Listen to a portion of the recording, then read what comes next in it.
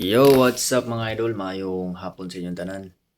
So karon mga idol, mo baba ta mga idol kay magpalit ta og kuan nang mga kulang na to diri mga idol. Bisag tugnaw mga idol. So kailangan jud mga idol kay basig mahutdan ta mga idol. Duty na pud ta sunod semana. So tara mga idol.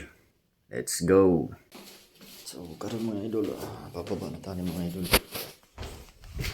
Mga idol, pagkain snow mga idol. Pagiday na hilis. So, mao ni itsura sa gawas mga idol. Luwag yung sakyanan mga idol. Nabulit na pa mga idol.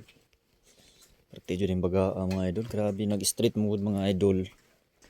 2 days, no, ang snow dere. So, mao nang ingunan ni jud kabaga mga idol. Ang parking area mga idol, nawala na. Dere sa dalan, gikahiga ni nila maong nasa daplin tanan. Pagka kayo mga idol, lahi manggod ni siya mga idol sa nailhan na to nga kanang mura siyag ice ba no, kay ang ice dali ram mahilis. So mga idol, na cut na to tong video mga idol kay natay nasugat nga kauban nato sa company mga idol, which is taga diri mga idol. So sa ilaha mo gud diri mga idol, bawal nimo itutok ang camera mga idol no.